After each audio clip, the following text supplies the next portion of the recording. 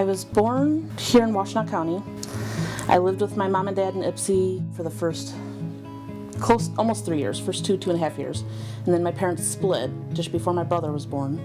And I stayed with my mom. We had some of the mother-daughter stuff, but my mom was also a heavy drug user, alcohol user.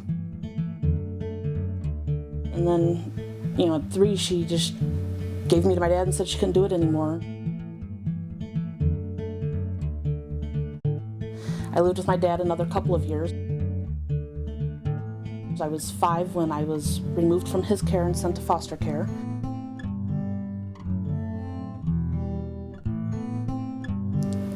The word that comes to mind is invisible.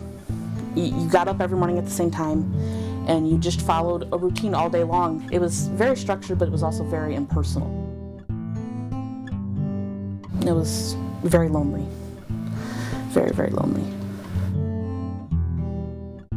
And then I went back to my dad and I stayed with him from 10 to 13.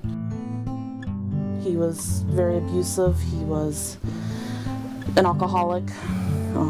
Started dabbling in drugs.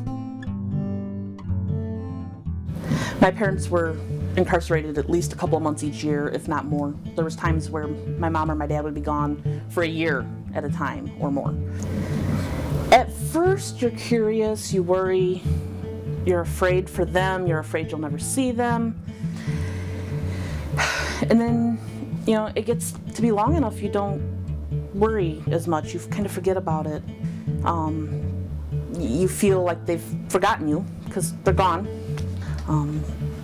Even if it's short term, it doesn't have to be anything long. Just even a short absence is permanently life altering, and it changes part of your heart inside, and you feel very, very beaten up by life.